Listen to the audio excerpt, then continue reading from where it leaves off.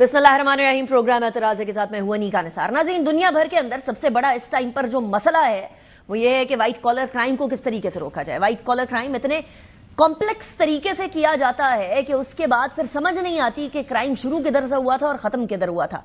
कई अकाउंटों में पैसे डालकर कई तरीके से घुमा फिरा कर एसेट्स लिए जाते हैं। यही इल्जाम 190 मिलियन पाउंड में इमरान खान साहब और उनकी अहलिया पर भी है। और अब हुकूमत ये समझती है कि वो सादिक और अमीन का जो ठप्पा इमरान खान साहब पर लगाया गया था वो खत्म हो गया है। और 190 मिलियन पाउंड का जो केस है उसने ये साबित कर दिया है कि इमरान खान साहब ना तो सादिक है, ना अमीन है और ना ही किसी तरीके से मासूम है। ताड़ साहब ने कहा ये फ्रॉड है बहुत बड़ा। सुने, पाकिस्तान की तारीख का सबसे बड़ा डाका था वो 190 मिलियन पाउंड का। आज जब उस मुजरिम को सजा हुई है, अब मजहब के पीछे छुपने की नाकाम कोशिश कर रहा है। मजहब कार्ड ले आओ या जो मर्जी कार्ड ले आओ, तुम्हारे पे मोहर लग चुकी, तुम एक सर्टिफाइड डाकू हो और रहोगे हमेशा। ये अब कहते हैं अपील करेंगे, तुम अपील करो, तुम जहां मर्जी जाओ, ये 190 मिलियन पाउंड के डाके का तुम्हारे पास जवाब नहीं है। इस केस के फैसले आने के बाद अजीबोगरीब बात यह होती है कि बाकायदा जज राना के हवाले से एक मुहिम शुरू कर दी जाती है उनको मलाइन करने के लिए। ये तरीका कार होता है किसी भी जमात की तरफ से, चाहे वो पीएमएलएन हो, पीपल्स पार्टी हो या पीटीआई हो। अगर कोई भी जमात इस तरह का तरीका कार इस्तेमाल करे तो वो ये समझा जाता है कि जो जज जिसने फैसला दिया उसकी क्रेडिबिलिटी को मलाइन करने के लिए कोशिश इसलिए की जा रही है ताकि उस फैसले के मंदरजात को छोड़ के लोग उस शख्स के बारे में बात करना शुरू कर दे जिस शख्स ने फैसला दिया है और उसके बारे में सवाल शुरू कर दें। फिर हुकूमत ने यह भी कहा कि आप इस्लामी टच देना बंद करें, यानी मजहब का टच कराना बंद करें। इसको बाकायदा लीगल स्टेटस के ऊपर देखा जाए। ओपन शट केस कह रही है हुकूमत बार बार, इसको राना साहब भी यही कह रहे हैं और कह रहे हैं कि आपको पता है इससे आपको कानूनी तौर पर कुछ नहीं मिलना, इसीलिए अब आप डील की बात कर रहे हैं, मिन्नतें कर रहे हैं। पहले बड़ा क्लैरिटी थी उसमें कि वो ओपन एंड शट केस था। फ्रॉडुलेंट तरीके से सारा कुछ ने किया, कैबिनेट से अप्रूवल ली और फिर इस मजहब को इस्तेमाल करते हुए अल-कादर ट्रस्ट यूनिवर्सिटी बना दी कि यहाँ मैंने मजहबी तालीम देनी। ये एक तरफ तो कहते हैं कि हम डील नहीं चाहते, एनआरओ नहीं चाहते, दूसरी तरफ ये मिन्नतें कर रहे हैं। और किसी सिक्योरिटी की मीटिंग में, अमन अमान की मीटिंग में चीफ से मुलाकात भी हो जाए तो कहते हैं साड़ी गल होगी। ये आपको इनका ज़हनी कैफियत पता होनी चाहिए। अब ये जो चीफ से मुलाकात वाली बात है इसको काफी ज्यादा उछाला भी गया। सिक्योरिटी के मामलात केपीके के अंदर जिस तरीके से चल रहे थे इसके ऊपर बात हुई, लेकिन इसके ऊपर मौलाना साहब ने भी कमेंट किया है। वो कहते हैं पहले से पीटीआई चाहती थी कि वो एस्टेब्लिशमेंट से बात करे, तो एस्टेब्लिशमेंट से बात करने के लिए ही वो ये काम जो है वो सारे करते रहे। जरा सुने मौलाना साहब ने क्या कहा एस्टेब्लिशमेंट से बात करने की डिजायर के बारे में जो पीटीआई की। ये उन्होंने ही कहा था कि हम बात करेंगे तो एस्टेब्लिशमेंट के साथ करेंगे। ये उन्होंने ही कहा था कि हम मुस्लिम लीग और पीपल्स पार्टी से बिल्कुल बात नहीं करेंगे। अब उनको ये बात समझ में आई है कि नहीं, हुकूमत से बात होनी चाहिए, लेकिन हमें बज़ाहिर कोई पेशरफ्त भी नजर नहीं आ रही। अगर सियासी मुज़ाकरात के जरिए से मसाइल हल होते हैं और अगर इख्तलाफ खत्म न भी हों, तब भी अगर रवैयों में एतदाल आता है तो ये भी एक मुनासिब सियासी माहौल मुल्क को अता करता है। अब एक तरफ पूरे के पूरे जोर जो है वो पाकिस्तान के यहाँ सियासतदानों की इस बात पर है कि किसी तरीके से पॉलिटिकल इंस्टेबिलिटी खत्म हो जाए अपने अपने तय, और कुछ जगह पर ये जोर है कि किसी तरीके से इमरान खान साहब बाहर आ जाएं। क्या किसी को इस बात का ख्याल है कि इस टाइम पर अवाम किस मसाइल से, किन प्रॉब्लम से दो चार है? इसके हवाले से भी बात करेंगे, लेकिन इस बारे में भी बात करेंगे कि अब पीटीआई क्या करने लगी। 48 घंटे का कह तो दिया है, 48 घंटे में क्या अपील दायर हो जाएगी या नहीं? सलमान अकरम राज साहब हमारे साथ मौजूद हैं, सेक्रेटरी जनरल हैं पाकिस्तान तहरीके इंसाफ के। बहुत शुक्रिया सलमान अकरम राज साहब, आपने ज्वाइन किया। सलमान साहब, 48 घंटे का टाइम दिया है अपील दायर करने के लिए 190 मिलियन पाउंड केस के हवाले से। क्या कल इसका मतलब समझा जाए कि अपील दायर हो रही है? ये अपील कल ना हुआ तो परसों हो जाएगी, बहुत जल्द दायर हो जाएगी। और ज़ाहिर अपील के साथ हम दरख्वास्त देंगे कि जो ये फ़ैसला है इसको मुअत्तल किया जाए, जो सज़ा है उसको मुअत्तल किया जाए। तो ये मामला बहुत देर नहीं लेगा। मुअत्तली का जो मामला है ये जल्दी सुना जाएगा, अगले चंद हफ्तों में, 1-2 हफ्तों में इसका फ़ैसला हो जाएगा और फिर जो भी फरीक मुनासिब समझेगा वो सुप्रीम कोर्ट जाएगा। तो हमारा तो मौक़िफ़ बहुत वाज़ेह है कि ये फ़ैसला बिल्कुल ख़िलाफ़ कानून है, ख़िलाफ़ वाक़यात है और किसी सूरत भी ये अपील में कायम नहीं रह सकता। جو واقعات اس فیصلے میں خود درج کیے گئے ہیں ان سے نتیجہ جو نکالا گیا ہے وہ نہیں نکلتا. ایک پیسے کا نقصان ریاست کو ثابت نہیں ہے, ایک پیسے کا فائدہ عمران خان صاحب جو بشرا بی بی کو ثابت نہیں ہے, اور یہ بالکل واضح ہے کہ جو رقم سپریم کورٹ کے اکاؤنٹ میں آئی وہ ملک ریاض خاندان اور برطانیہ کی نیشنل کرائم ایجنسی کے باہمی معاہدے کی وجہ سے آئی. اس میں کوئی رول نہیں ہے حکومت کا, عمران خان صاحب کا. یہ رقم کبھی بھی برطانیہ میں پاکستان حکومت کی رقم قرار نہیں پائی. انہوں نے اس کو ملک ریاض خاندان کی رقم ہی تصور کیا برطانیہ میں. صرف ان کو اتنا کہا کہ آپ یہ رقم یہاں سے لے جائیے اور جو آپ کے ذمے واجب الادا رقم ہے سپریم کورٹ کے فیصلے کے تحت وہاں اس کو ادا کر دی. تو کسی صورت بھی اس میں آپ درست فرما رہے ہیں, حکومت والا معاملہ تو ادھر نہیں ہے, کوئی کرپشن کا ایلیمنٹ نہیں ہے. حکومت والا معاملہ تو ادھر نہیں آیا, ابھی تک حکومت والا معاملہ نہیں آیا. مطلب مسئلہ وہاں شروع ہوتا ہے جہاں نیشنل کرائم ایجنسی ایک آپشن دیتی ہے بزنس ٹائکون کو کہ یا تو آپ یہ رقم واپس لے جائیے, یا اگر نہیں ہوتی تو پھر باقاعدہ کرمنل چارجز کے ساتھ معاملہ آگے چلے گا. اور پھر جب پاکستان میں آتی ہے تو یہاں جو واجب الادا رقم ہوتی ہے اس والی رقم کو اس کے اندر ضم کر دیا جاتا ہے, اس کے ساتھ بیلنس آؤٹ کر دیا جاتا ہے. پھر وہ سوال پیدا ہوتا ہے کہ وہاں جو رقم گئی ہے وہ انلیگل طریقے سے گئی ہے, اسی لیے نیشنل کرائم ایجنسی نے اس کو پکڑا, اسی لیے اس کو واپس بھیجا, اسی لیے یہ کہا کہ یا بھیج دیجئے یا پھر آپ کرمنل چارجز کو فیس کیجئے. نہیں, ایسا نہیں ہوا. دیکھیں رقم وہاں گئی اور اس رقم کو انہوں نے منجمد کیا اس لیے کہ پاکستان میں ملیر کی زمین کے حوالے سے ایک فیصلہ آ گیا. انہوں نے کہا کہ آپ کا جو رول ہے اس کے حوالے سے چونکہ پاکستان سپریم کورٹ نے ایک فیصلہ دے دیا ہے اس لیے ہم آپ کے معاملات کی چھان بین کریں گے کہ اس دوران جو رقم برطانیہ آئی ہے کیا اس کا کوئی تعلق پاکستان والے مقدمے کے ساتھ ہے. یہ بات ہوئی صرف وہاں پہ. کسی جرم کا انہوں نے الزام نہیں لگایا ملک ریاض خاندان پہ کہ برطانیہ میں کوئی جرم ہوا ہے یا کہیں اور کوئی جرم ثابت ہوا ہے. انہوں نے صرف یہ کہا وہ اگلا قدم ہونا تھا اگر نہ لے کر جائی دیکھیں یہ نہیں ہے, نہیں ہونا تھا. سن لیں بات میری نا, ایسا نہیں ہے. انہوں نے صرف یہ کہا کہ ہم آپ کا ویزا بھی کینسل کر رہے ہیں, ہم چاہتے ہیں آپ اس ملک سے چلے جائیں اور اپنی جائیداد جو بھی رقم آپ کی ہے اس کو لے جائیں. انہوں نے ان کو یہ آپشن دی کہ یہ رقم ہم ڈی فریز کرتے ہیں, آپ اس کو واپس اسی اکاؤنٹ میں ڈالیں جہاں آپ نے رقم دینی ہے ملیر کی زمین کے حوالے سے, اور وہ سپریم کورٹ کا اکاؤنٹ ہے جو ان کا باہمی معاہدہ ہے ملک ریاض خاندان کا اور نیشنل کرائم ایجنسی کا. اس میں یہ انہوں نے لکھ دیا اور انہوں نے کہا کہ ہمارا کوئی سروکار نہیں رہے گا اس رقم سے, آپ لے جائیے. برطانیہ میں ہمیں کوئی جرم ہوا نظر نہیں آتا, ہم کیوں اس پہ مزید وقت لگائیں. لیکن اگر آپ اس کو اس طرح واپس نہیں لے کے جاتے تو پھر ہم دیکھ لیتے ہیں, تحقیق کر لیں گے, تفتیش کر لیں گے, لیکن ہمیں اس کی ضرورت نہیں ہے اگر آپ اس رقم کو واپس لے جا کر سپریم کورٹ کے اکاؤنٹ میں ڈالتے ہیں. اور یہی ہوا. اور دیکھیں سپریم کورٹ کے اکاؤنٹ میں ڈالنے سے تو ان کے ذمہ جو رقم تھی وہ ادا نہیں ہو گئی. سپریم کورٹ نے پھر آگے فیصلہ کرنا تھا کہ اس رقم کو ملیر ڈیولپمنٹ اتھارٹی کو دیا جائے یا نہ دیا جائے. یہ ایک دوسرا قدم تھا. یہ سپریم کورٹ آف پاکستان کی ثوابدید تھی. اور سپریم کورٹ نے جو بھی کچھ برطانیہ میں ہوا, ایک منٹ مجھے پورا کرنے دیں, سپریم کورٹ نے یہ فیصلہ کیا کہ یہ رقم ہم نہیں دے رہے ملیر ڈیولپمنٹ اتھارٹی کو. 9 جنوری 2024 کو سپریم کورٹ کے 23 نومبر 2023 کے فیصلے کے تحت 94 ارب روپے ریاست پاکستان اور سندھ حکومت کو دے دیے گئے. لہٰذا اس میں کہیں کوئی رول کابینہ کا یا حکومت کا نہیں آتا یا عمران خان صاحب کا نہیں آتا.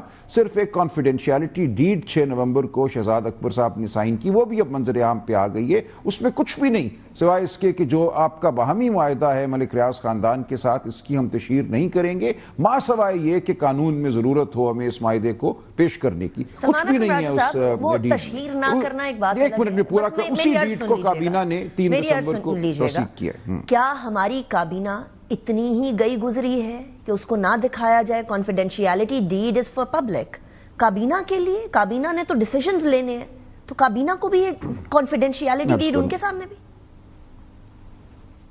نہیں. دیکھیں یہ تو مقدمہ نہیں ہے نا عمران خان پہ, ہم بات کر رہے ہیں اس پیسے کی. اور ایک منٹ, آپ ایک بات دوسری کر رہی ہیں. اس وقت ہم یہ فیصلہ کر رہے ہیں کہ کیا کوئی کرپشن ہوئی. کابینہ کو یہ کہا گیا کہ کانفیڈینشیلٹی ڈیڈ ہے, وہ 2 صفحوں کی ڈیڈ ہے, کچھ بھی نہیں ہے اس میں. ان کو بتا دیا گیا, پورا سمری میں لکھ دیا گیا کہ یہ ہے, اس کے اندر کچھ نہیں چھپایا گیا کابینہ سے. غلط ہے, آپ سمری پڑھ لیجئے. سمری میں تمام مندرجات جو اس کانفیڈینشیلٹی ایگریمنٹ کے ہیں وہ لکھ دیے گئے کہ اس میں صرف اتنا ہے کہ اس ڈیڈ کی تشہیر نہیں ہوگی جو ان کا باہمی جو معاہدہ ہے ملک ریاض خاندان اور NCA کا.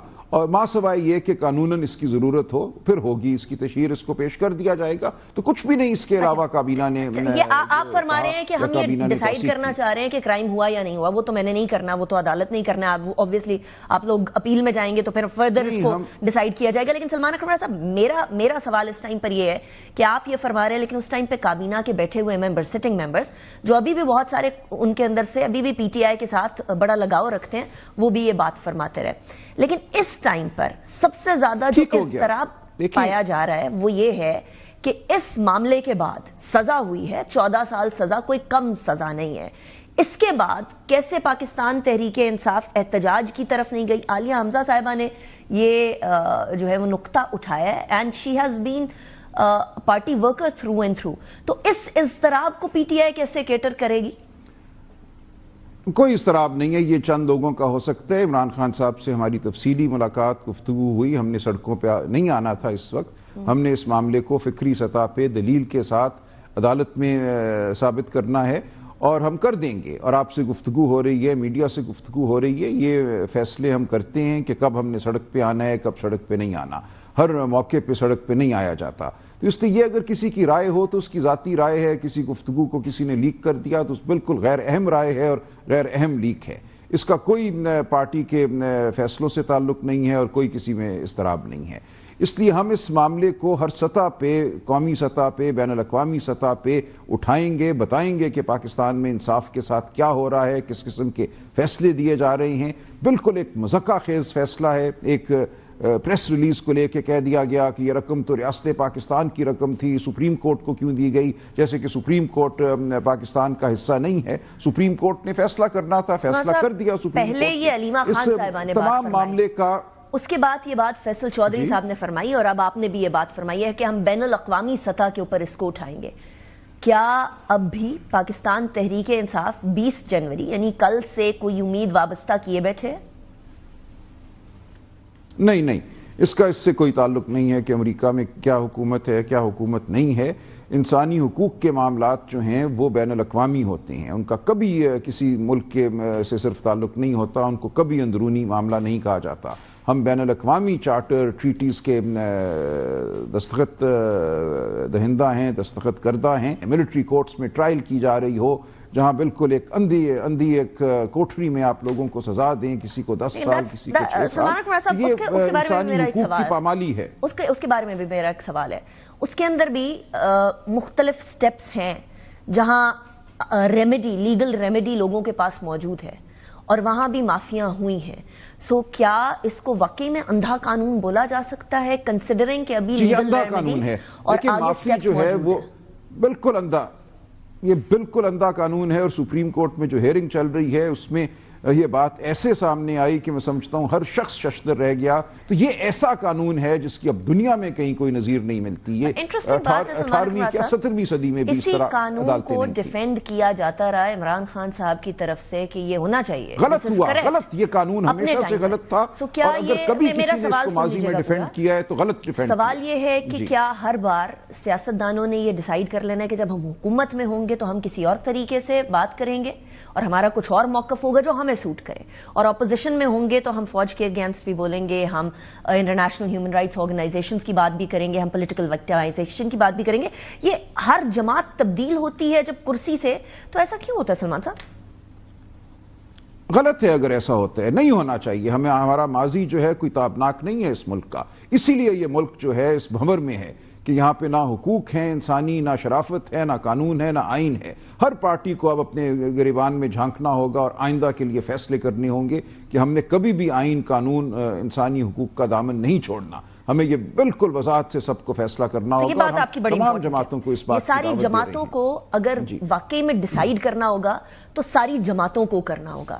ایک طرف ساری جماعتوں کی بات ہو رہی ہے اور مذاکرات کی بات ہو رہی ہے. وی ڈو وش کہ مذاکرات کہیں کسی نہ کسی ڈگر پر جا کر کوئی سولوشن لے کر آ سکے، پولیٹیکل انسٹیبلٹی کی طرف نہ جائے. But at the same time ایک ڈیزائر اور ڈیمانڈ فوج سے بات کرنے کی بھی پی ٹی آئی کی ہے. تو اگر سیاسی جماعتوں نے مل کر بیٹھ کر ڈیسائیڈ کرنا ہے کہ سب لوگوں کا، فوج کا، جوڈیشری کا، کسی بھی اور ادارے کا راستہ روکا جائے، تو سیاستدانوں تک کی راج ہے سلمان اکرم راجہ صاحب؟ فوج سے ملاقات اور اس سے نہیں، بالکل امیدیں نہیں، کیوں؟ بالکل نہیں. دیکھیے ہمیں ہر ایک سے بات کرنی ہے، جو ایک ہماری معروضی حقیقت ہے ہمیں اس سے بھی بات کرنی ہے. دیکھیں قانون آئین ایک طرف ہے، سیاسی جماعتیں ایک طرف ہیں. تمام سیاسی جماعتیں اکٹھی ہو کر ضرور مطالبہ کریں، لیکن ان کے مطالبے کا ہدف کون ہوگا؟ بات کس سے کریں گی؟ بات تو مقتدرہ سے ہی کرنی ہے نا بالآخر. ایک جماعت کرے یا 10 جماعتیں مل کر کریں. اس وقت صورتحال یہ ہے کہ وہ جماعتیں جو حکومت میں ہیں وہ گود میں بیٹھی ہیں، بیساکھی لے کر کھڑی ہیں، فارم 47 کی ہیں، وہ نہیں بات کرنا چاہتی. ہم ان کو بھی دعوت دے رہے ہیں اس مذاکراتی عمل کے ذریعے، اور باقی جماعتیں جو حکومت میں نہیں ہیں ان کو ہم کہہ رہے ہیں ہمارے ساتھ چلو، تاکہ ہم سب مل کر اب اس ملک کے نظام کو درست کریں. لیکن بات ہمیں بہرحال مقتدرہ سے ہی کرنی ہوگی. انہی کو کہنا ہوگا کہ یہ ہے ہمارے ملک کا آئین قانون، اس میں آپ کا رول نہیں بنتا. برائے مہربانی آپ اپنا رول آئین اور قانون کے مطابق متعین کیجیے. دو طریقے ہیں. یا تو آپ جا کر اسٹیبلشمنٹ کو کہتے ہیں کہ دیکھیے آپ یہاں کسی قسم کی کوئی مداخلت نہ کریں، یا آپ سارے سیاستدان جن جماعتوں کی آپ بات کر رہے ہیں کہ اس ٹائم پر اسٹیبلشمنٹ کے ساتھ ہیں، 2018 کے اندر پی ٹی آئی کے بارے میں وہ جماعتیں کہتی تھیں، یا جماعتیں کہہ لیں کہ ہم نے کندھا نہیں فراہم کرنا اور ہم نے گیٹ کے باہر قطار لگا کر نہیں کھڑے ہونا. تو میرے خیال میں یہ دونوں کام کرنے پڑیں گے نا. اچھا ٹھیک ہے. دونوں کام ہوں گے. دیکھیں ایسا نہیں ہوتا. ہمیں بالکل یہ فیصلہ کرنا چاہیے جماعتوں کو کہ ہم نے کندھا نہیں دینا، ہم نے تلاش نہیں کرنی بیساکھی، لیکن ان کو بھی ہمیں یہ کہنا ہے کہ آپ نے مداخلت نہیں کرنی، اور ہمیں ایک لائحہ عمل طے کرنا ہوگا جو آئین اور قانون کے مطابق ہے. تو کوئی مذائقہ نہیں ہے اس میں کہ ہم بات کریں اور عمل کو آگے بڑھائیں، جس کا مقصد صرف یہ ہے کہ ملک میں آئین اور قانون کی بالادستی ہو. ہم اپنے لیے کوئی آسائش ڈھونڈنے نہیں جا رہے. اس لیے جو بھی ہم سے بات کرے گا ہم اس بات کو سنیں گے، جواب دیں گے، اور آئین اور قانون کی اگر پیش رفت ہوتی ہے تو اس کا خیر مقدم کریں گے. صحیح. ابھی تک جو آپ کی ملاقات ہوئی، بیرسٹر گوہر کی ملاقات ہوئی، وہ سیکیورٹی معاملات پر ہی تھی سلمان اکرم راجہ صاحب، یا کچھ اور بھی معاملات ڈسکس ہوئے؟ جی اس کا بالکل مقصد یہی تھا. خیبر پختونخوا میں سیکیورٹی معاملات کے حوالے سے وہاں ایک نشست ہوئی، اس میں جماعت اسلامی کے امیر بھی موجود تھے، دیگر لوگ بھی تھے. اس لیے اس کو کوئی بہت ہم سیاسی ایک ملاقات نہیں کہہ رہے. دیکھیں اس میں اگر کوئی گفتگو ہوئی اس ضمن میں تو وہ بالکل ایک سرسری نوعیت کی ہے. اس ملاقات کا مقصد یہی تھا کہ صوبے میں جو امن و امان کے حالات ہیں، جو ٹیررزم کے معاملات ہیں، ان کو دیکھا جائے. رائٹ. سو ابھی تک اس طرح کی کوئی سیاسی بات نہیں ہے جو بہت out of the proportion blow out کیا جا رہا تھا. That is incorrect.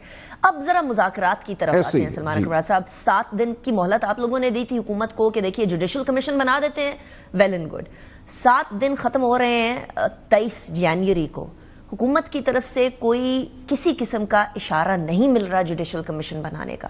نہیں بنتا جوڈیشل کمیشن تو پھر کیا؟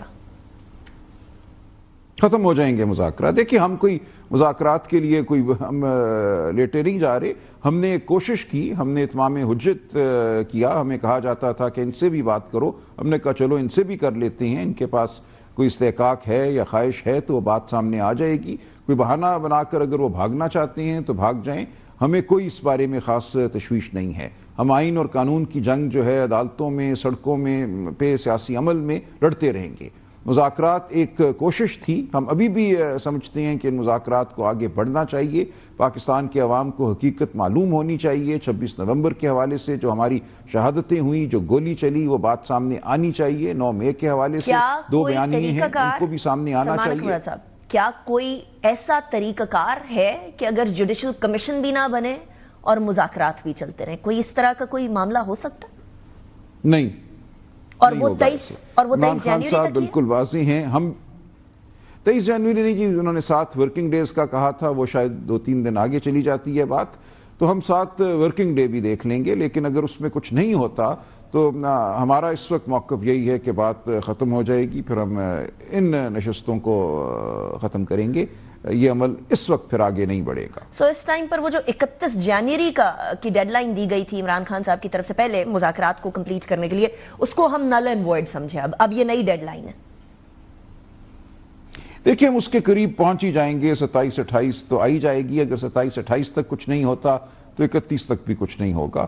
اس لیے ہم اس وقت یہی سمجھ رہے ہیں کہ جو 7 ورکنگ ڈیز کا ایک جو مدت ہے، اس کے اندر کچھ نہ کچھ مثبت قدم اٹھنا چاہیے تاکہ ہمیں لگے کہ اس جانب کوئی دلچسپی ہے، وہ اس چیز کو دیکھ رہے ہیں سیریسنس سے. اگر بالکل یہ ایک مذاق ہے ان کے لیے, وقت گزارنے کا ایک حربہ ہے, نشستن برخاستن ہے, کمیٹی کھیلنا ہے, تو پھر ہمیں کوئی اس معاملے میں دلچسپی نہیں ہوگی. رائٹ. سلمان صاحب, اب تحریک تحفظ آئین پاکستان میں شاہد خاقان عباسی صاحب بھی آ گئے ہیں, اور میرے پروگرام میں انہوں نے بڑے واضح طور پر کہا ہے کہ جو تحریک انصاف کا طریقہ احتجاج ہے وہ بڑا وائلنٹ اور بڑا امپریکٹیکل اور صحیح نہیں ہے, اور میں اس سے اتفاق نہیں کرتا. تو کل کو اگر آپ نے کوئی موومنٹ کرنی ہوتی ہے, جیسے یوم سیاہ منا رہے ہیں آپ لوگ 8 فروری کو, تو اس موومنٹ کے سلسلے میں آپ کس طریقے سے سب کو ایک پیج پر لے کر آئیں گے؟ دیکھیں, ہم مشاورت کریں گے. جب ایک بڑی تحریک بنتی ہے, اس کا مقصد صرف سنگل پوائنٹ ایجنڈا ہے, آئین کی بحالی. اس میں مختلف جماعتوں کا مختلف رائے عمل ہو سکتا ہے. ہم بالکل وائلنٹ نہیں ہیں, ہم نے کبھی بھی کوئی ایسا قدم نہیں اٹھایا جس میں وائلنس کا, تخریب کا عنصر ہو. ہر دفعہ ہم پر گولیاں چلی ہیں, شیلنگ ہوئی ہے, ناحق شیلنگ ہوئی ہے, ناحق گولیاں چلی ہیں. اگر ایسا نہ ہو تو ایک پرشکو اجتماع کرنا ہر جماعت کا, ہر انسان کا حق ہے کہ اس میں وہ آئے. یہ ایک آئینی حق ہے. اس حق کو سلب کرنے کے لیے کنٹینر لگائے جاتے ہیں, واٹر کیننز لائی جاتی ہیں, شیل چلائے جاتے ہیں, گولیاں چلائی جاتی ہیں. یہ قصور ہمارا نہیں ہے, ہم کوئی وائلنس نہیں کرتے. تو ہم یہی سمجھتے ہیں کہ ہم آگے بڑھیں گے. سڑک پہ چلنا, میدان میں آنا, اکٹھے ہونا, یہ آئینی حقوق ہیں. آواز بلند کرنا ایک آئینی حق ہے. ہم اس حق کو ضرور استعمال کریں گے, لیکن وائلنس, تخریب, تشدد بالکل ہمارے لائحہ عمل میں شامل نہیں ہے. سلمان اکمل صاحب, رائٹ وہاں ختم ہو جاتا ہے جہاں ڈیوٹیز شروع ہو جاتی ہیں, یا آپ کا رائٹ ادھر ختم ہو جاتا ہے جہاں دوسرے کا رائٹ سلب ہو رہا ہو؟ تو کسی قسم کی توڑ پھوڑ گاڑیوں کو یا کسی قسم کا نقصان ہم نہیں کرتے. ہم نے کبھی توڑ پھوڑ نہیں کی. ہم پہ گولیاں چلی ہیں, شل برسے ہیں. سلمان اکمل صاحب, we have to accept our mistakes as well. Salman اکمل صاحب, نہیں دیکھیں, ایک ہجوم میں آپ ان پہ گولی چلائیں, شیل پھینکیں, لوگوں کا رد عمل ہوتا ہے. یہ ہماری پالیسی نہیں ہے. اگر کوئی بچہ, کوئی لڑکا آگے سے غلیل چلا دیتا ہے ایک شیل یا مشین گن یا سنائپر کی فائرنگ کے جواب میں, تو وہ ایک اس کا عمل ہے. لیکن یہ ہماری پالیسی ہرگز نہیں ہے. ایسے ورکرز کے ساتھ, کیونکہ 9 مئی کے obviously پہلے اون نہیں کر رہی تھی پی ٹی آئی ورکرز, لیکن اب اون کر لیا ہے. جو چھٹے ہیں ان کو اون کیا. پہلے کہا تھا کہ ہمارے ورکرز نہیں ہیں. ایسے ورکرز کو ابھی بھی گلے سے لگا کر رکھنا لازم و ملزوم ہوگا پی ٹی آئی کے لیے, سلمان اکمل صاحب, یا کوئی کسی قسم کا ڈسپلنری ایکشن ہوگا؟ دیکھیں, عمران خان صاحب نے کہا ہے کہ جس نے کوئی غیر قانونی, غیر آئینی کام کیا ہے ہم اس کو دیکھیں گے. اگر یہ سزا کاٹتے ہیں, دیکھیں ہوا کیا ہے یہاں پہ, گملہ توڑنے, سڑک سے 4 قدم ادھر چلنے پہ آپ نے لوگوں کو 10 سال کی سزا دی ہے. تو یہ ٹھیک بات نہیں ہے. یہاں جس طرح سے سزائیں دی گئی ہیں ان کا کوئی تناسب نہیں ہے اس عمل سے. اٹیک کرنا نہیں ہوا. ہم نے کہا, ہمیں دکھائیں سرکاری املاک کہاں جلی نظر آئی ہیں. دیکھیں, ہم پہلے دن سے کہہ رہے ہیں ہمیں جلنے والا جو واقعہ ہے اس میں سی سی ٹی وی فوٹیج دکھاؤ, کس نے آگ لگائی. آج دن تک وہ سی سی ٹی وی فوٹیج ہمیں نہیں دکھائی گئی. ہمیں گملے ٹوٹتے ہوئے دکھائے گئے, لوگوں کو چلتے ہوئے دکھایا گیا. سلمان اکمل صاحب, اس کے بڑے نہیں کی, بالکل نہیں کی. ٹوٹے ریلیز کیے ہیں. دیکھیں, سی سی ٹی وی پکچرز نہیں ہوئی. سی سی ٹی وی فوٹیج وہ ہوتی ہے, جی فرمائیے. میں عرض کر رہا ہوں, سی سی ٹی وی فوٹیج وہ ہوتی ہے جو مسلسل ہو, جو صبح آپ 10 بجے سے لے کر شام 8 بجے تک دکھائیں. کیوں آپ یہ 10-12 گھنٹے کی نہیں دکھاتے؟ اس میں سے چن کے ٹوٹے دکھائے جاتے ہیں. ہم کہہ رہے ہیں کہ پوری فوٹیج ہمارے سامنے رکھو. ٹھیک ہو گیا سلمان اکمل جی, یہ ضروری ہوتا ہے, قانوناً یہ ضروری ہے تاکہ پتہ چلے گیٹ کس نے کھولا, چھڑکاؤ کس نے کیا, آگ کس نے لگائی. وہ تمام چیز حذف کر دی گئی ہے. صرف لگی ہوئی آگ دکھائی جاتی ہے, آگ لگانے والے نہیں دکھائے جاتے. So in other words, your demand right now is کہ پوری C T V footage release کی جائے despite the fact کہ وہ پیسز کیے گئے. اور اگر وہ سی سی ٹی وی فوٹیج نہیں ہے تو کہاں گئی؟ یہ کیسے ہوا کہ 7-8 جگہوں پہ سی سی ٹی وی فوٹیج جو ہے غائب ہو گئی اور صرف چھوٹے چھوٹے ٹوٹے باقی رہ گئے؟ ٹھیک ہو گیا. سلمان اکمل صاحب, thank you very much for the program. اسی کے ساتھ بریک کی طرف جائیں گے, بریک کے بعد we'll continue the show. ہمارے ساتھ اس وقت خرم دستگیر صاحب موجود ہیں. خرم صاحب, thank you very much for joining me in the program. It's a pleasure having you. Khurram صاحب, پہلے تو مجھے بتا دیجیے گا, میں آج کی ملاقات کی طرف آتی ہوں, بڑی امپورٹنٹ ملاقات ہے, لیکن آپ نے شکوہ کیا تھا میاں نواز شریف صاحب سے ملاقات نہیں ہوئی. ملاقات ہو گئی آپ کی, مجھے رانا ثناء اللہ صاحب نے بتایا یہ شکوے شکایتیں دور ہو گئی ہیں, کیا درست ہے؟ جی, قائد محترم کی بہت شفقت ہے کہ انہوں نے مجھے اپنے پوتے کے ولیمے پر مدعو کیا, تو وہاں ان سے ملاقات ہوئی ہے. اور مجھے شکوے شکایت پہلے بھی نہیں تھے, ابھی بھی جو اگر ہے تو ایک مشورہ اور تجویز ضرور ہے جو موجود ہے کہ پارٹی کو جو 2024 کے انتخابات ہیں اس کے بعد جو پیدا ہونے والی सियासी सूरत हाल है, अभी जो मुल्क में नई दहशतगर्दी उठी है या मुस्तकिल जो एक इंतशारी जमात जो है एक हमलावर है, इन सारे इश्यूज पर जिस किस्म की वसी तर मुशावरत होनी चाहिए उसकी अभी कमी है। तो वो मेरा नुक्ता नजर अपनी जगह पर मौजूद है, लेकिन बहरहाल कायदे मोहतरम ने शफकत फरमाई। सो ये आप कह रहे हैं वो पॉलिटिक्स में जरा एक्टिव हो, अपना अपना रोल अदा करें, एज अ लीडर किरदार अदा करें। आज उनकी प्राइम मिनिस्टर से मुलाकात हुई है, ये भाई की हैसियत से हुई है या ये प्राइम मिनिस्टर की हैसियत से हुई है? ये मुशावरत के लिए हुई है? पॉलिटिकल रोल में एक्टिविटी बढ़ेगी या नहीं? ये देखिए, 2-3 इश्यूज तो बड़े क्लियर है ना जी इस हफ्ते। एक तो आपको मालूम है कि तहरीक इंसाफ की तरफ से जो तहरीरी मुतालबात हैं उनकी डिस्कशन जरूरी थी। उनसे गाइडेंस लेते रहते हैं वजीर आजम वक्तन फक्तन अपने बड़े भाई से, जो कि पार्टी के सदर भी हैं इस वक्त। इसी तरह जो है वो इशू आपको मालूम है कि हालिया हफ्तों में अल्हम्दुलिल्लाह पाकिस्तान की मुईशत में बहुत वाज़ेह तौर पर इस्तेहकाम नजर आ रहा है, और उसके जो इशारिये हैं वो भी उनको रिपोर्ट किए हैं आज सदर मुस्लिम लीग नून को। और तीसरी चीज जो है वो जिसका भी ज़मीनन जिक्र होगा वो ये है कि डोनाल्ड ट्रंप जो है वो कल हदफ उठा रहे हैं, तो उसके लिए पाकिस्तान को जो अपनी सफारतकारी करनी है या उसमें जो सफारतकारी का जो पोस्चर है उसमें जो आने वाले दिनों में काम करना है वो भी डिस्कशन में होगा। सो खुर्रम दस्तगीर साहब, मैं पहली और दूसरी तरफ बाद में आऊंगी, ये तीसरी वाली बात बड़ी इंपॉर्टेंट है। कल 20 जनवरी है, डोनाल्ड ट्रंप वाकई में ओथ उठा रहे हैं, लेकिन क्या इस सारी डिस्कशन जो नवाज शरीफ साहब से शहबाज शरीफ साहब ने की उसके अंदर कोई ये खदशा भी था कि डोनाल्ड ट्रंप की तरफ से या उनकी हुकूमत की तरफ से दबाव आ सकता है कि इमरान खान साहब को रिलीज करें, कंसिडरिंग कि किसी जमाने में बिल क्लिंटन की तरफ से नवाज शरीफ साहब के लिए किया गया था? जी, गुफ्तगू के मंदरजात तो हमें मालूम नहीं है, तो लिहाजा मैं उस पर कोई कमेंट नहीं कर सकता। लेकिन एज ए गवर्नमेंट या जो रूलिंग पार्टी है, हमें तो बड़ा वाज़ेह है कि ऐसा किसी दबाव की तवक्को नहीं है। इसका ये मतलब नहीं है कि हमें अपनी सफारतकारी को ज्यादा मुतहरक नहीं और तेज तर नहीं करना, क्योंकि डोनाल्ड ट्रंप एक गैर रवायती सियासतदान है। उनका जो एक हमने तरीकेकार देखा बड़ा वाज़ेह है कि वो एक ट्रांजैक्शनल शख्स हैं, यानी सौदेबाजी पर और कारोबारी शख्स हैं। आर्ट ऑफ द डील उनकी किताब का नाम है, तो लिहाजा वो डील मेकिंग पर यकीन रखते हैं। दूसरा ये कि बतौर जमहूरियत दूसरे मुल्कों में जमहूरियत को फैलाने का उनका कभी कोई नजरिया नहीं रहा, या दूसरे मुल्कों में इंसानी हकूक की जो प्रोटेक्शन है वो कभी भी डोनाल्ड ट्रंप की जो है वो नहीं रही तरजीह। और तीसरी बात यह है कि वो मुस्तकिल एक मीडिया के बहरहाल मास्टर हैं और तवज्जो हासिल करना जानते हैं। तो ये तीनों चीजें इस बात की तरफ हमें इशारा कर रही हैं कि अनलेस अमेरिका के कोई नए मफादात पैदा हों जिनमें पाकिस्तान का कोई रोल है, अमेरिका की तरफ से कोई सियासी दबाव हम नहीं देख रहे। अच्छा, जो आपने तरीकाकार उनकी पर्सनालिटी का खाका खींचा है, कुछ इस टाइप की पर्सनालिटी इमरान खान साहब की, वो बिजनेस वाली चीज को निकाल दीजिए, बाकी पॉपुलिज्म की तरफ वो भी हैं, art of dealing with media उनको भी आता है, और वो ये क्लेम भी करते हैं कि मेरे बड़े अच्छे जो रवाबित हैं और बड़े अच्छे उनके साथ रिलेशनशिप्स हैं। सो एक वो उनकी उम्मीद को कैसा देखते हैं, नंबर 1। नंबर 2, आपकी जमात से बहुत सारे लोग ये कहते हैं कि इमरान खान साहब से अमेरिका की बहुत सारी तवक्कुआत हैं और इसकी वजह से दबाव आएगा। आप बिलीव करते हैं इस बात पे? नहीं, देखिए ये बात तो क्लियर है कि इमरान खान की जब हुकूमत थी 2018 से 22, तो उन्होंने अमेरिका की बहुत ताबेदारी की थी। उन्होंने ताबेदारी की थी तालिबान के जो लीडरान पाकिस्तान की जो पिछली हुकूमत थी मुस्लिम लीग नून की, जिन्हें रिहा नहीं करती थी, उन्हें उनको रिहा किया। इसी तरह अमेरिका के दबाव में आकर फ्लाइट लेफ्टिनेंट अभिनंदन को उन्होंने बगैर किसी क्लियर डील के हिंदुस्तान को वापस कर दिया।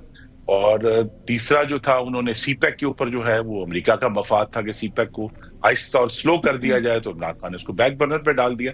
और चौथी बड़ी अहम बात है जिसके बारे में अभी तारीख लिखने वालों ने क्लैरिटी देनी है कि क्या वजह थी कि जब इमरान खान जुलाई 2019 में वाशिंगटन से वापस आए तो उन्होंने कहा कि मुझे यूं लगता है कि मैं दूसरा वर्ल्ड कप जीत कर आया हूं, लेकिन ठीक 10 दिन बाद हिंदुस्तान ने कश्मीर के टुकड़े कर दिए और उस पर कब्जा कर लिया, और उस पर पाकिस्तान की तरफ से कोई खातिर खा मज़ामत भी हमें देखने में नजर नहीं आई।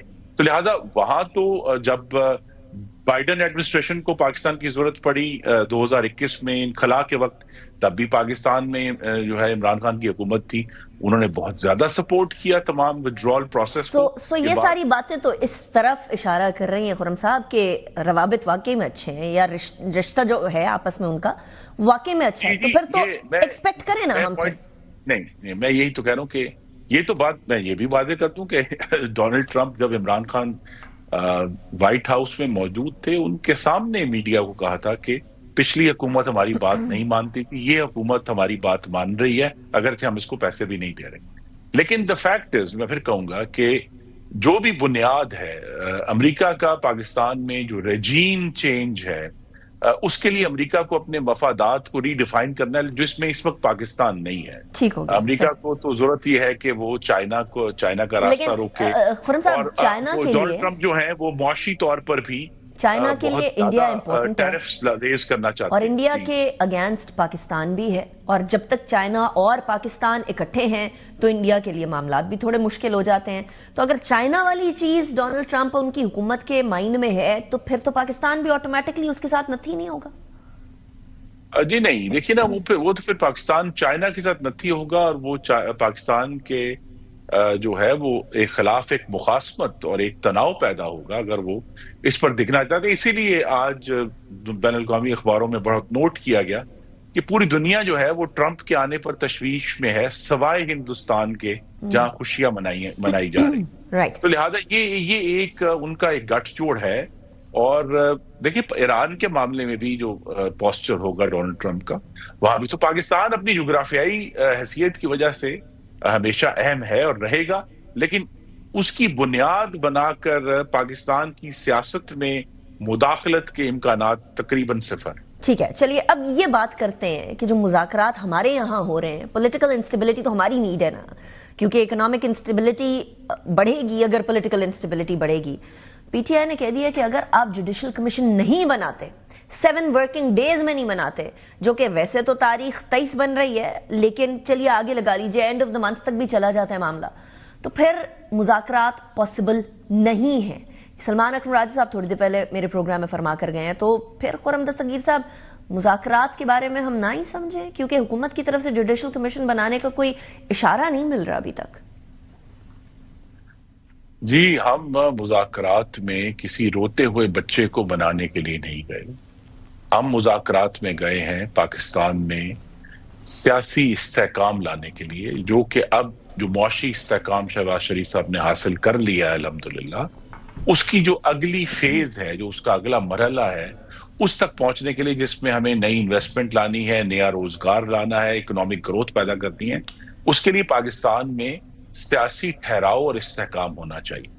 اس لیے ہم مذاکرات میں گئے ہیں. تو لہٰذا وہاں اگر ایک جماعت اس پر بضد ہے کہ انہوں نے مستقل انتشار پیدا کرنا ہے اور ایک صوبے کے وسائل استعمال کر کے وفاق پر حملہ آور ہوتے رہنا ہے، تو یہ ان کا فیصلہ ہوگا. ہماری طرف سے تو پوری کوشش یہ ہے کہ ان کے جو جائز مطالبات ہیں، مثلا 26 نومبر کے اوپر جوڈیشل کمیشن بن سکتا ہے. 9 مئی تو ایک ریاست پر حملہ تھا، وہ ایک آرمڈ انسریکشن تھی جس پر کوئی جوڈیشل کمیشن نہیں بنے. So this is an important point. خرم صاحب I'm sorry I'm cutting short. 26 نومبر پہ آپ جوڈیشل کمیشن بنانے کو تیار ہو سکتے ہیں لیکن 9 مئی پہ نہیں. جی، اس لیے کہ 9 مئی تو ریاست پر حملہ تھا، اس پر کیا کمیشن بنا؟ اس پہ تو سزائیں ہونی ہے. تو یعنی حکومت کی طرف سے کمپلیٹ نہ نہیں ہے خرم صاحب. جی دیکھیے، وہاں 26 جو 9 مئی کا واقعہ ہے، اس پر یہ ضرور ہے کہ جو بھی اس وقت پہلے دیکھیں نا، اتنا مبالغہ ہے کہ جی کو ہزاروں ان کے جو ہیں کارکن، بالکل ہزاروں نہیں ہیں. تو جو اس وقت حراست میں ہیں، جن کے اوپر کوئی ثبوت اور شواہد نہیں ہے، ان پر حکومت سنجیدگی سے، اور ہم سب کی مسلم لیگ نون کے تمام جو کارکن ہیں، پالیسی میکرز ہیں، ان کی یہ رائے ہے کہ جن پر ثبوت اور شواہد نہیں ہیں ان کو فوری طور پر رہا کرنا چاہیے، لیکن جن پر ثبوت اور شواہد ہیں انہیں سخت ترین سزا بھی دینی چاہیے.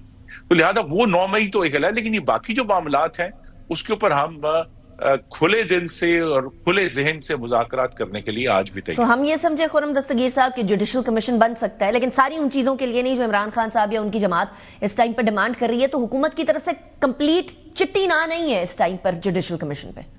نہیں، دیکھیے یہی تو نیگوسیشن ہے، اور یہ اس طرح کی ایک نیگوسیشن आज से ठीक 10 साल पहले भी इन्हीं दिनों में हो रही थी, 2015 के आगाज में, जब हम एक TOR तक पहुंचने की कोशिश कर रहे थे। उस वक्त निगोशिएशंस में 3 महीने लगे थे, मार्च के आखिर में जाके वो कहीं उसका जो है इख्तिताम हुआ था।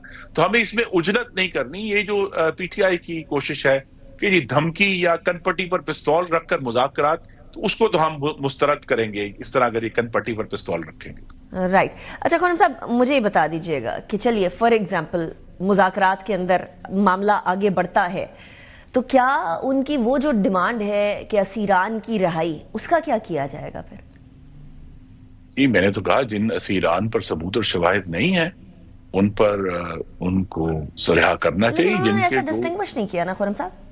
नहीं, हमें डिस्टिंग्विश करना पड़ेगा ना जी। अब अमेरिका के जो पहले कहते थे कि हम कोई गुलाम हैं, और एब्सोल्युटली नॉट। आज वही अमेरिका के लिए जो है नाच नाच कर घुंघरू तोड़ रहे हैं अपने आजकल।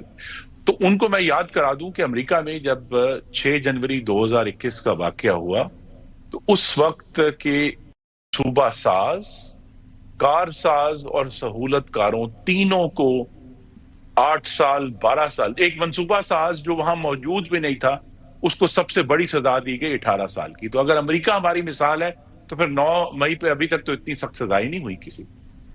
राइट। $190 मिलियन केस के बारे में, पाउंड केस के बारे में PTI कह रही है कि this is a bogus case, इसके अंदर बहुत सारे सुकुम हैं, हम जा रहे हैं अपीलों में, ये 2 से 3 पेशियों की मार है, उसके बाद मामला आराम से PTI के बानी इमरान खान साहब और उनकी अहलिया की फेवर में चला जाएगा। खुर्रम दस्तगीर साहब, क्या आप भी ऐसा ही होता हुआ देखते हैं या नहीं? जी, पहले तो नाजरीन को हमें कंफ्यूज नहीं करना। ये 190 मिलियन पाउंड थे जो आज के हिसाब से कुछ तकरीबन 60 से 70 अरब रुपए बनते हैं, जो पाकिस्तान के अवाम की अमानत थी जिसमें इमरान खान ने खयानत की। तो पहले तो जो अमीन होने का जो ढकोसला था वो एक्सपोज हो गया। दूसरा, उस केस में जिस तरह काबीना से मंजूरी ली गई वो जालसाजी है, तो लिहाजा वो जो हमें कहा था ना कि ये सादिक हैं, वो ढकोसला भी टूट गया। तो लिहाजा पाकिस्तान के अवाम की अमानत में खयानत करने वाला शख्स जिसने एक इंडिविजुअल को फायदा पहुंचाया कि उसका जो जुर्माना था वो उन पैसों से उसने पे करने की कोशिश की, उस पर अदालतें जो भी फैसला करें, लेकिन ये बड़ी वाज़ेह हो गया है कि ये जो अडयाला में इस वक्त जो असीर है वो ना सादिक है और ना अमीन है, और जिसने उन्हें सादिक और अमीन डिक्लेयर किया था उस पर भी बहुत सारे सवाल। खुर्रम साहब, I am sorry, I am cutting short. अभी थोड़ी देर पहले क्योंकि सलमान अकरम राज साहब मेरे साथ मौजूद थे, मैं उन्हीं का पॉइंट ऑफ व्यू आपके सामने रख देती हूँ। वो फरमा रहे थे कि कोई क्राइम नहीं हुआ है, पाकिस्तान के पैसे जो बाहर गए हुए थे वो क्राइम नहीं था, और वापस जो आए हैं वो भी कोई क्राइम प्रूव करके नहीं आए हैं, और आए भी किसी के जाती अकाउंट में नहीं है, आए हैं तो सुप्रीम कोर्ट के अकाउंट में आए हैं।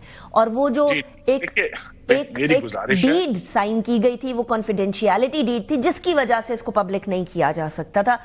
मामला सादा सा था उनकी नजर में। देखिए, मैं तो बहुत जय्यद वकील हैं, मैं उनके साथ कानूनी मामलात पर बहस नहीं कर सकता, लेकिन मैं फिर दोबारा कहूंगा कि ये 70 अरब रुपए पाकिस्तान के अवाम की अमानत थी, जो कि पाकिस्तान वापस लाकर एक शख्स का सुप्रीम कोर्ट में जुर्माना देने के लिए, पाकिस्तान के अवाम के लिए नहीं, एक शख्स का जुर्माना देने के लिए इस्तेमाल किए गए। और ना सिर्फ इस्तेमाल किए गए बल्कि उसके अवज जो है वो बहुत सारा फायदा भी उठाया गया। ये सवाल है असल में, और ये जो अमानत में खयानत है और जालसाजी है, ये जिस भी आप कानून निकाल लें उसमें ये जुर्म है और उसकी सजा मिलेगी। राइट। खुर्रम दस्तगीर साहब, thank you very much for joining me in the programme, always a pleasure. इसी के साथ ब्रेक की तरफ जाएंगे। ब्रेक के बाद बाकायदा बात करेंगे डोनाल्ड ट्रंप के आने से सिर्फ पाकिस्तान पर नहीं पूरी दुनिया पर क्या असरात नमूदार हो सकते हैं। सी you after the break. Welcome back after the break. नाज़रीन, एक तरफ पाकिस्तान की सियासत में बड़ी तब्दीलियां हो रही हैं, लेकिन डोनाल्ड ट्रंप के आने के बाद जो कल ओथ उठा रहे हैं और भी तब्दीलियां आएंगी, ना सिर्फ पाकिस्तान के हवाले से बल्कि इस हमारे रीजन में भी, क्योंकि इंडिया के असर और रसूख को बढ़ाने के लिए अमेरिका जरूर काम करेगा। जरा नजर दौड़ाते हैं कि असल में हो क्या रहा है। डोनाल्ड ट्रंप अमेरिका के जो है वो 47वें प्रेसिडेंट के तौर पर मुंतखब हो चुके हैं और कल ओथ उठा रहे हैं। इससे पहले वो 2016 से 2020 तक अमेरिका के 45वें सदर के तौर पर सदारत की कुर्सी के ऊपर फायज रहे थे। ट्रंप को मुतादिद तौर पर फौजदारी इल्जामात का सामना करना पड़ा और वो पहले ऐसे साबिक सदर हैं जिन्हें फौजदारी जुर्म का मुर्तकिब ठहराया गया था। और गुज़िश्ता साल ट्रंप 2 कातिलाना हमलों के अंदर महफूज रहे थे जब अपनी वो इलेक्टोरल कैंपेन कर रहे थे। अमेरिका जो है वो इस टाइम पर तारीख के अंदर बहुत क्रूशल मोड़ के ऊपर है और अमेरिका की तकरीबन 100 साल की जो तारीख है, पिछली 100 साल वाली तारीख, उसके अंदर पहली बार कोई ऐसा सदर उम्मीदवार बनकर सामने आया और वो सदर बना जो एक बार पहले ही अपने ओहदे से हटकर गैर मुसलसल मुद्दत में इख्तिदार में वापस आया। 2021 में अमेरिका और पाकिस्तान के ताल्लुकात में कुछ डिफरेंस था और तालिबान के हवाले से जो मामलात थे वो चल रहे थे। अफगानिस्तान से इनखला करना था अमेरिका ने। पाकिस्तान उस टाइम पर एक कलीदी किरदार अदा कर रहा था और एक इम्पोर्टेंट प्लेयर था इस रीजन का। लेकिन अब सूरत हाल कुछ मुख्तलिफ हो गई है अफगानिस्तान के हवाले से भी और पाकिस्तान के हवाले से भी। इस टाइम पर सिचुएशन ये है कि अफगानिस्तान अब पाकिस्तान और अमेरिका के ताल्लुकात का मरकजी नुक्ता नहीं रहा है। इस बात के भी खदशात हैं कि अब जब ट्रंप आएंगे उनके दौरे सदारत के अंदर पाकिस्तान अमरीकी एजेंडा के अंदर को बहुत इंपॉर्टेंट पोजीशन पर मौजूद नहीं होगा। लेकिन क्या पाकिस्तान की अपनी अंदरूनी सियासत के अंदर ट्रंप मुदाखलत करेंगे या नहीं करेंगे, इसके ऊपर बहुत सारी कयास आराई हैं। पाकिस्तान तहरीक इंसाफ के जो रहनुमा हैं बहुत सारे ऑफ द रिकॉर्ड यही कहते हैं कि ट्रंप की क्योंकि खान से बहुत अच्छी बनती है इसलिए वो किसी तरीके से प्रेशराइज करेंगे, लेकिन हुकूमत इसके हवाले से तेज रफ्तार से अपनी डिप्लोमेटिक कोर को एक्टिवेट कर रही है। आज भी जो मुलाकात हुई है थोड़ी देर पहले खुर्रम दस्तगीर साहब की आपने बात सुनी। नॉट जस्ट दैट, थोड़ा सा चलते हैं हम मिडल ईस्ट की तरफ। मिडल ईस्ट हमारे ऊपर डायरेक्टली इंपैक्ट करेगा इसलिए क्योंकि फलस्तीन की जो अभी हाल की सीज फायर है इसके बारे में बड़ी इंपॉर्टेंट बातें की जा रही हैं। जो गजा वाला मैटर है, जो ये सीज फायर है, इसके अंदर भी ट्रंप के किरदार के बारे में बात की जा रही है। बट याद रहे कि जेरूसलम को इसराइल का कैपिटल बनाने के अंदर भी ट्रंप का इंपॉर्टेंट कैरेक्टर था और क्योंकि ट्रंप का अपना जो दामाद है वो भी एक ज्यू है और इसराइल के जो अपोलोजिस्ट हैं वो ट्रंप की इस पूरी काबीना का एक अहम हिस्सा हैं, इसीलिए भी ये चीज़ इंपॉर्टेंट रहेगी। ये देखने वाली होगी कि क्या मिडल ईस्ट के हालात बेहतर होंगे या ख़राब होंगे। कहने को तो ट्रंप किसी तरीके से जंग की तरफ नहीं जाना चाहता, लेकिन at the same time Israel के हवाले से बहुत ज़्यादा एक नरम गोशा ज़रूर रखता है। तो आने वाले टाइम्स में फ़लस्तीनियों के लिए आसानी पैदा होगी या मुश्किलात, ये भी एक सवाल है। क्योंकि ट्रंप एक बिजनेसमैन है तो बिजनेस एक्टिविटी पाकिस्तान के साथ करना पाकिस्तान के लिए इस टाइम पर अव्वलीन तरजीह होनी चाहिए और फिर बाकी सारी सियासी चीज़ें पीछे रह जाएंगी। यानी का इस हवाले से इजाज़त दीजिए, अपना बहुत ख्याल रखिएगा। इंशाल्लाह अगले हफ्ते मुलाकात होगी। अल्लाह हाफ़िज़।